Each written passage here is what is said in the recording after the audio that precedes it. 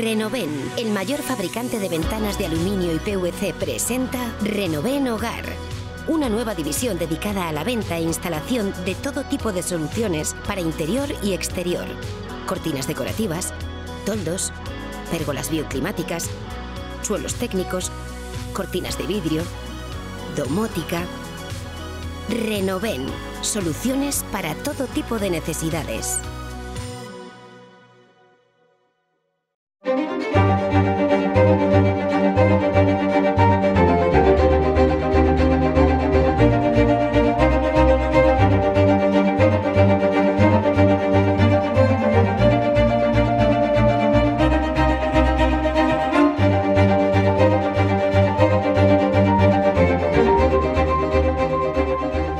Diego Galilea San Martín, director de Alinar, la Asociación de Industrias Agroalimentarias de Navarra, La Rioja y Aragón. Bienvenido a este programa. Muchas gracias. ¿Qué nos debería preocupar ahora mismo? ¿La falta de agua o la falta de mano de obra en la industria? Qué buena pregunta para empezar, ¿eh? Yo creo que aquí tenemos dos retos importantes. Es verdad que, y los has resumido perfectamente, uno de ellos es la falta de mano de obra, que yo creo que eso es una necesidad que luego, si quieres, profundizamos. Pero el principal punto que tenemos como reto es el tema del agua. Yo creo que el agua es una variable que no vamos a controlar, es una variable que requiere de unas inversiones que el propio Gobierno de Navarra tiene que acometer, es decir, dependemos de agentes externos, pero creo, y para empezar, como punto positivo, creo que el agua nos aporta una oportunidad. Creo que el problema de agua lo tenemos en todo el territorio nacional, no hay más que ver las comunicaciones diarias, los problemas que hay de Madrid para abajo, vamos a decir, y si somos capaces de estratégicamente diseñar una política que nos permita disponer de agua en todo el territorio de Navarra, creo que en el sector agroalimentario puede convertirse en una oportunidad importante para convertirnos en un sector referente o más referente del que somos actualmente, ¿no? Claro, porque estamos hablando de una situación actual, no sabemos cuál es el medio plazo, cuándo va a llegar realmente el problema de los regadíos. De eso experiencia tenemos, otra cosa es la incertidumbre. Claro, aquí tenemos, como bien dices, al final estamos ahora mismo en una tendencia que todo, incluso la parte más técnica, nos dice que va a ir cada vez a más, ¿no?, la falta de agua. Pero en ese sentido, como bien dices, partimos de un sector, por ejemplo, el sector primario, muy conocedor de cómo funcionar y cómo trabajar, al cual le tenemos que dar agua. El ejemplo de la primera fase del canal nos dice que aquellas zonas donde tenemos o hemos llevado el agua, hemos aumentado la riqueza de la zona. Entonces creo que es evidente y todos somos conscientes de la necesidad de llevarlo al resto del territorio. ¿Cuál es el problema? Evidentemente es un problema de infraestructuras que necesitamos, que van a tardar un tiempo en llegar. Y luego es un problema de que también tenemos que ser capaces internamente de gestionar mejor ese regadío. Tenemos que ser más eficientes con un recurso que evidentemente es limitado y cada vez es menor. Pero como te decía, creo que si somos capaces de gestionarlo de forma eficiente, podemos tener una oportunidad de crecimiento muy importante. Estamos hablando aquí de Navarra, de La Rioja y de Aragón, bien regadas las tres comunidades, por eso también tal vez se esté hablando un poco más de esta zona con muchas posibilidades en el futuro. Pero ayer me decía una persona, cuando comentábamos que hoy íbamos a hacer esta entrevista, me decía, ya, pero fíjate tú la suerte que tenemos de tener el Ebro tan cerca, tan caudaloso, con tantas posibilidades, y se están planteando en otras zonas de España el agua del mismo Ebro al llegar al Mediterráneo, desalarlo en Sagunto para luego llevarlo en barco, por ejemplo, a Cataluña, que no es exactamente así, pero bueno, sí que nos da un poco idea de lo que estamos hablando, ¿no? Regadío y en este caso agua de boca para beber. Claro, estas tres comunidades limítrofes que a veces se han estado mirando de espaldas y otras veces están mirando de frente, ¿siguen mirándose de frente para esto? ¿Hay más posibilidades que en otras zonas del país? Yo creo que de la necesidad hay que hacer una virtud, ¿no? Y en ese sentido confío, tampoco te lo voy a corroborar porque no tengo la certeza, confío en que ahora mismo las administraciones públicas de ambos territorios sean capaces de ponerse de acuerdo y aprovechar ese valor que tenemos. Como bien dices, al final hablamos de un producto necesario, hablamos siempre mucho y en la parte que nos compete cómo alinear a la parte agrícola o a la parte agroalimentaria, pero para el propio consumo de boca, como bien dices, también tenemos un problema muy serio en la zona de la ribera. Entonces yo creo que, un poco en respuesta a tu pregunta, ambas o las tres comunidades tienen que ser conscientes de la oportunidad que tenemos que trabajar en ello. Es verdad, yo en este caso, cuando hemos hablado con las administraciones, siempre les hemos dicho que a lo mejor no nos tenemos que ceñir solo al Canal de Navarra, sino que hay que analizar unas necesidades futuras que seguro que son diferentes a las que había cuando se diseñó la propuesta del canal, y tenemos que buscar soluciones para que todos, habrá que embalsar más agua, habrá que canalizarla mejor y también habrá que aprovecharla más en el mundo agrario. Pero creo que ahora mismo ambas comunidades, yo no sé si lo hacen o no lo hacen, pero deberían plantear una propuesta común, porque estoy contigo que al final esa oportunidad, si no somos capaces de aprovecharla nosotros, la aprovecharán otros. ¿Y habrá una revolución en el sector? ¿Hablamos de la parte agroalimentaria o la parte agraria? Bueno, en las dos, porque la tecnología es la que de alguna manera está dando las pistas de lo que pueda pasar, ¿no? En Navarra estamos acostumbrados a hablar de que el primer sector es el industrial, es el automovilístico, es Volkswagen, pero ¿y en el futuro qué va a pasar con este sector? Mira, yo en la parte que nos compete, que quizás evidentemente como Alinar tenemos más información o más conocimiento que a lo mejor el sector agrario, a tu pregunta la respuesta es clara, tiene que transformarse. Está claro que ahora mismo estamos inmersos en un proceso de transformación digital, que tanto se habla, de transformación ecológica, pero también, evidentemente, todo ese proceso productivo en el que nos vemos inmersos tiene que cambiar. Tenemos que ser más eficientes, competimos con un mercado mucho más global. Al final, si queremos entrar en ese mercado, tenemos que ser más eficientes y ese mercado solo nos va a permitir entrar si somos más competitivos, ¿no? Y ahí en ese tema partimos de una ventaja, volvemos a poner la ventaja que tenemos en el territorio. Más allá de tener un entorno industrial muy experimentado, empresas muy referentes en sus sectores, hay que poner el ejemplo de la industria, por ejemplo, de la conserva, más de la conserva, del congelado, de la conserva, tenemos las 3 empresas más importantes de Europa implantadas en Navarra, o empresas como Floret, que son referentes en sus sectores, ¿no? Entonces, más allá de que tengamos un tejido industrial muy experimentado, es que tenemos un centro tecnológico que es referente a nivel nacional y además muy cohesionado con las industrias. Entonces, yo creo que en ese sentido partimos con una ventaja, pero también es verdad que nuestro tejido formado por pymes tiene que ser mucho más, tenemos que conseguir impulsarlo mucho más en esa transformación, porque al final, si queremos ser competitivos en todos los ámbitos, debemos involucrar a todo el sector económico, ¿no? Y en este caso las pymes son una parte muy importante de nuestro tejido industrial.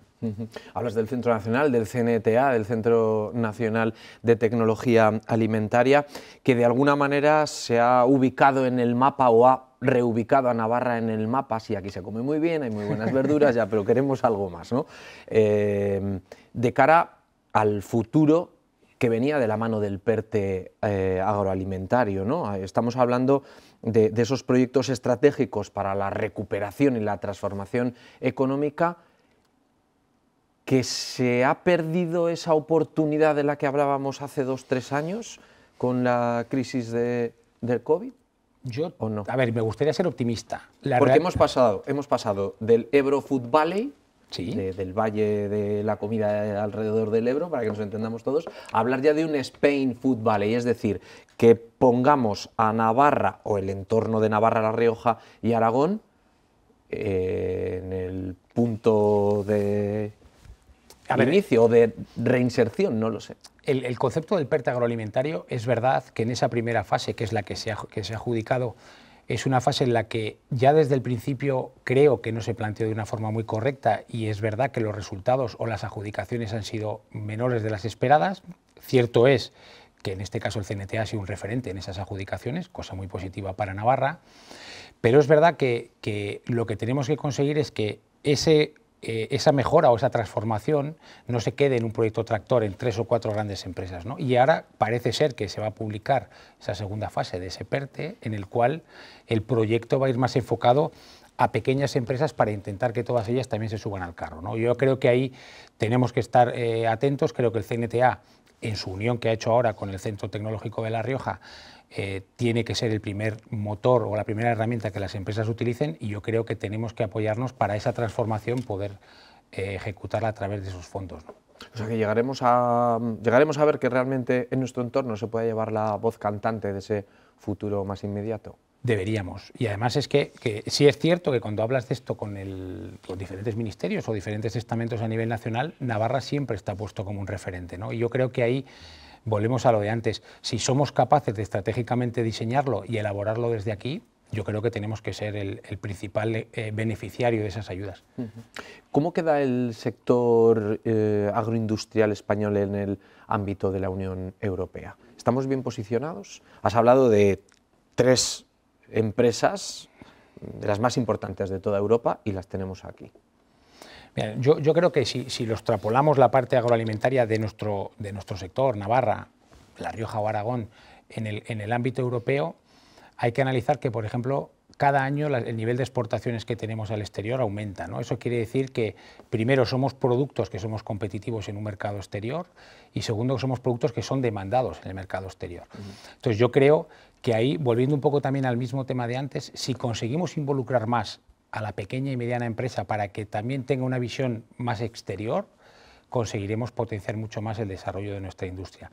Somos un sector muy reconocido en el territorio nacional. Creo que todos los que estamos en esta comunidad, cuando vamos fuera, todo el mundo nos habla de nuestros productos, tanto frescos como transformados, fuera cada vez más, pero también es necesario que se nos conozca para que nuestras pymes tengan esa política de expansión, ¿no? Si conseguimos que expandamos nuestros productos mucho más que las grandes empresas, yo creo que conseguiremos tener un posicionamiento europeo mucho más estable. ¿Cómo habéis visto desde la industria las movilizaciones de los últimos días, las tractoradas, las reivindicaciones?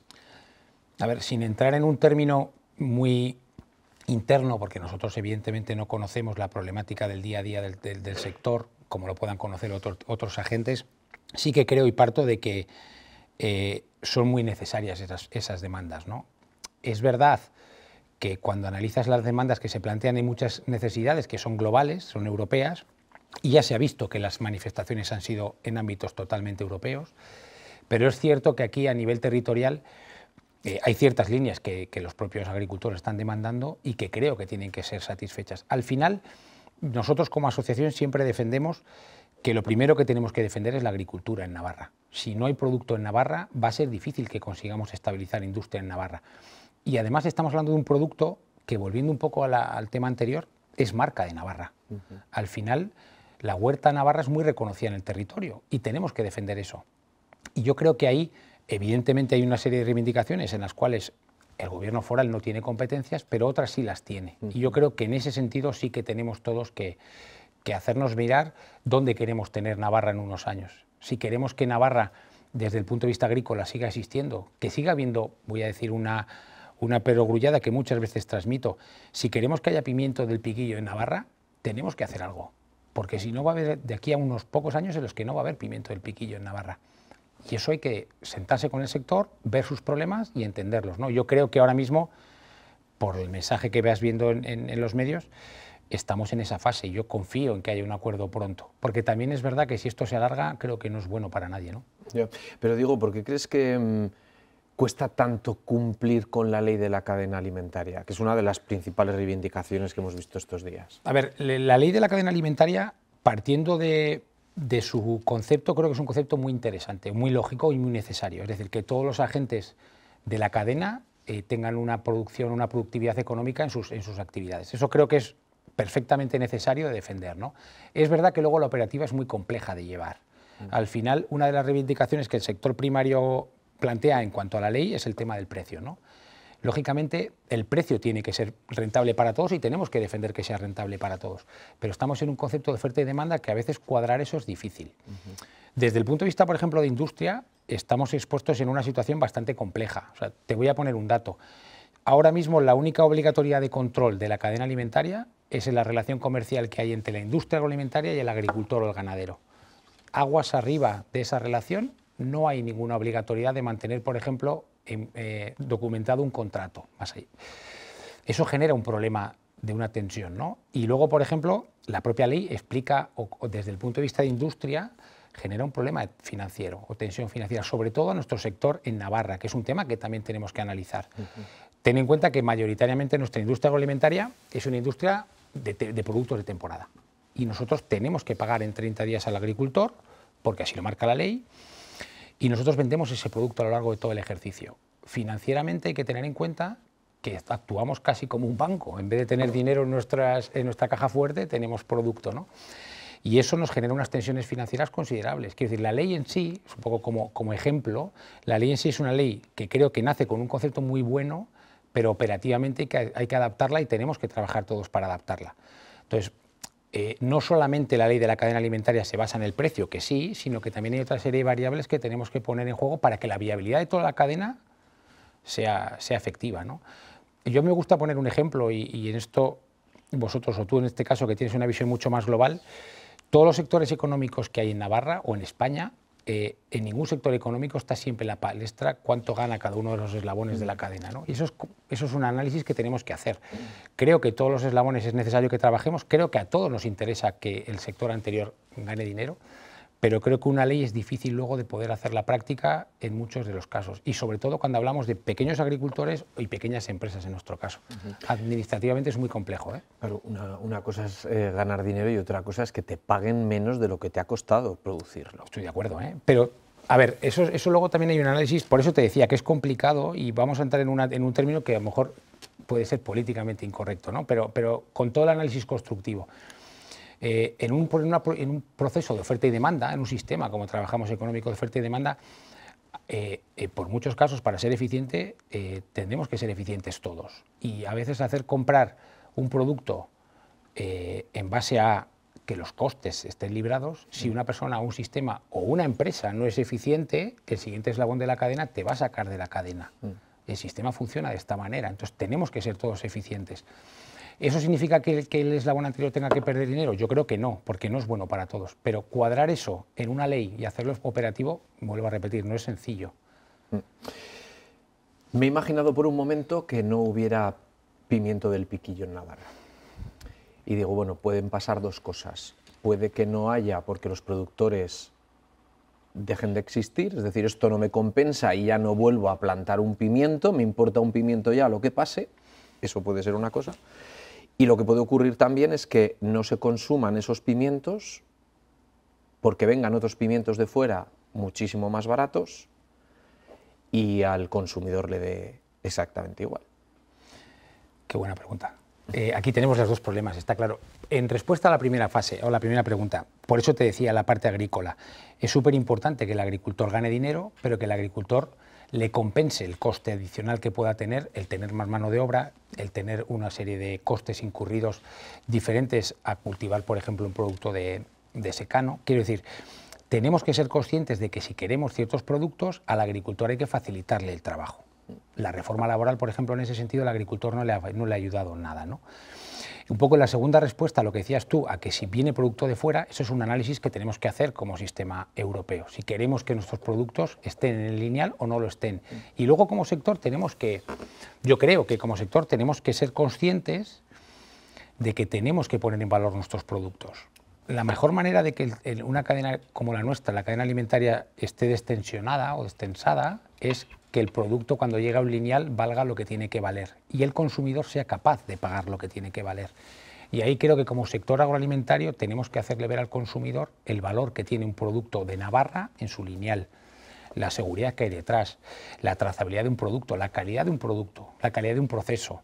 Y eso, si no somos capaces de hacerlo ver al consumidor, el consumidor va a acabar yendo al pimiento de 2 euros que va a encontrar en el lineal. Pero ahí tenemos que trabajarlo porque es verdad que como un debe que tenemos como sector es poner en valor nuestro producto. Y será la única manera de cuando un consumidor vaya a un lineal y pague lo que realmente vale un producto, la cadena nos iremos destensionando y es la única manera de sobrevivir. Claro, pues estamos hablando de primeras marcas, estamos hablando casi de los mejores productos. Luego está la opción de las marcas blancas. Ahí ya hay datos, ahí ya hay una realidad de cuál es...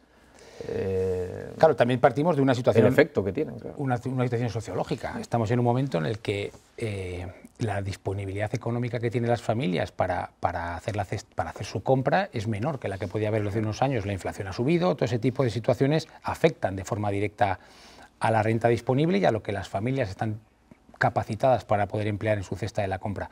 Pero bueno, aún así, evidentemente, la marca blanca es una marca que también es desarrollada por productores que pueden estar en este territorio y que tienen también una garantía. Lo que tenemos que conseguir es que al final el consumidor, en la capacidad financiera que él tenga, vea la alimentación como algo necesario. Te pondré un dato que no es mío, que es un dato que en este caso siempre lo transmito, y es de Alfredo Arbeloa, director general del Grupo AENE, que creo que es muy clarificante. Al final de los años 60, en torno a los años 70, el gasto que una familia empleaba dentro de su renta disponible en alimentación era superior al 50%. A final de los años 20 estamos hablando de que en España no llegaba al 16% de lo que las familias disponían para gastar en alimentación. Eso creo que tiene dos vertientes. Una vertiente muy positiva, y es que la gente tiene más posibilidad de tener renta disponible, pero también hay una situación que es muy clara, y es que la alimentación no la ponemos dentro de la pirámide de nuestras prioridades como sociedad, y eso tenemos que cambiarlo. Y eso las asociaciones, el sector agroalimentario, tenemos que ser capaz de transmitir a la sociedad la importancia de una alimentación saludable, una alimentación sana, de calidad, ¿no? Y eso, evidentemente, en función de la renta que cada familia pueda tener, pero ese dato es muy relevante de cómo sociológicamente estamos cambiando. Oye, ¿y puede darse también en ese cambio de demanda, en ese cambio de gustos, en ese cambio social que llevamos ya unos años viviendo, que pueda fomentarse también la economía circular con productos más caseros, orgánicos? No sé. Bueno, eso evidentemente es una de las vías que se están desarrollando. Al final, la propia legislación nacional europea tiende mucho hacia la economía circular, hacia la eliminación del desperdicio alimentario. Evidentemente son canales que cada vez más se están desarrollando y que tienen su necesidad de estar en el mercado. Lógicamente, con ese canal corto no vamos a ser capaces de alimentar toda la sociedad, pero es un nicho que cada vez tiene más crecimiento. Precisamente de la industria me interesan también conocer dos cuestiones. Una es el desperdicio que acabas de nombrar, y el otro es también ver si va a haber un cambio o ya está habiendo un cambio en la gestión de los residuos. Desde el punto de vista de desperdicios hay que tener en cuenta que ya se ha lanzado un anteproyecto nacional de la Ley de Desperdicio Alimentario, en el cual se transmite, te daré un dato que es muy clarificante. En el año 2020 los hogares nacionales tiraban en torno a 1.200 millones de kilos, se desperdiciaban. Y a nivel de todo lo que es la cadena alimentaria, hostelería, industria y demás, en torno a 7,7 millones de toneladas. Es una barbaridad. Y ya por sí, evidentemente esa ley lo que tiene que transmitir es una necesidad de fomentar y ser más eficientes en esa gestión de los alimentos. Las industrias en ese sentido ya llevan muchos años trabajando, lógicamente por su competitividad y su eficiencia. Al final, producto que no sale o que tenemos que tirar de sacar de nuestra línea de producción es pérdida de eficiencia. Ya se trabaja muchísimo en eso, muchísimo en la gestión del agua, por lo que te digo, por esa necesidad de optimizar tus recursos, ¿no? Y en cuanto al tema de residuos, estamos inmersos en una vorágine de normativas que nos controlan o que nos intentan mejorar esa gestión, y yo creo que en ese sentido el mundo, sobre todo la industria agroalimentaria, lleva ya años trabajando de la mano de centros tecnológicos, de centros de investigación, de universidades, en tecnologías que nos permitan reducir los residuos. Los envases son mucho más eficientes, llevan muchos años trabajando en ello y se tiene que seguir trabajando, evidentemente, pero es un camino que ya está avanzando. Con el tema de los residuos yo creo que pasa también como en otros ámbitos de la vida, que parece que la vida no está hecha para personas que vivan solas. La vida está hecha para vivir 1, 2, 3 o 4. Es que igual con un Tetra Brick de leche de 1 litro para una persona o para 2, terminas tirándolo porque se te va a poner mal y no lo has gastado, por ejemplo. Sí, no, todo ese tipo de cosas y tendencias del mercado y necesidades que realmente la sociedad va acumulando, yo creo que la industria se va adaptando. Tú ahora vas a un lineal y verás muchos productos que ya están planteados desde su propio envase, lógicamente, para eso, familias monoparentales o familias más de unidades familiares más pequeñas, ¿no? Entonces, todo eso, más que nada, porque lógicamente el sector industrial tiene que adaptarse a las necesidades del consumidor, ya van trabajando en ello, porque socialmente cada vez más las unidades familiares van tendiendo hacia ese tipo de estructuras más pequeñas. Y en la transformación tecnológica está hecha para todo tipo de productores, o hay algunos que siguen estando con el freno de mano echado, que puede pasar lo mismo con los consumidores ya de una edad que no quieran estas novedades alternativas y que me quiero seguir comiendo el filete a la plancha con unos pimientos del piquillo. A ver, al final, cuando hablamos de tecnología, yo creo que hay que diferenciar dos tipos de caminos de la tecnología, ¿no? Uno, tecnología en procesos, quiero decir, al final cualquier proceso productivo de cualquier industria agroalimentaria es muy tecnificado, o sea, me gustaría transmitir y que la gente viera el sector agroalimentario como un sector tecnológicamente muy desarrollado. Tú vas a cualquier industria ahora y verás que todo está automatizado, que el proceso es mucho menos manual que lo que la gente pueda pensar. Todo eso es un camino que se va trabajando y luego está la otra vía, que es la que dices tú, ¿no? Llevar la tecnología hacia un nuevo alimento. Bueno, como todo, hay nichos para cada una de las cosas, ¿no? Se desarrolla mucho, por ejemplo, la tecnología basada en el plant-based, ¿no? que ahora mismo hay ciertos países europeos que incluso la están limitando. Se van hacia tecnologías... Que es el de las plantas, ¿no? Proteína vegetal, desarrollan proteína vegetal, ¿no? Entonces, todo ese tipo de tecnologías se van desarrollando, tiene su nicho, pero es verdad que evidentemente el degustar un producto del campo o un producto de una ganadería, vamos a decir casero, vamos a poner la palabra, pues tiene unas ventajas que hay mucha gente que no, evidentemente no quiere perderlo. Apasionante, ¿eh? Todo lo que tenéis por delante. He salido con rima y todo, pero es verdad, tenéis un reto enorme. Yo creo que ahora mismo es un momento de absoluta transformación. Y yo, volviendo al principio y simplemente como mensaje optimista, creo que si somos capaces de aprovechar estos retos en una estrategia conducida hacia el lado positivo, conseguiremos que el sector agroalimentario de Navarra sea el primer sector económico. Y creo que tenemos los mimbres, con lo cual el reto es muy apasionante, pero creo y soy optimista en que realmente vamos a posicionar la industria en el lugar que se merece. Pues que tengáis muchísima suerte. Gracias. Que vaya bien. Diego Galilea, director de Alinar, la Asociación de Industrias Alimentarias de Navarra, La Rioja y Aragón. Que vaya muy bien. Gracias.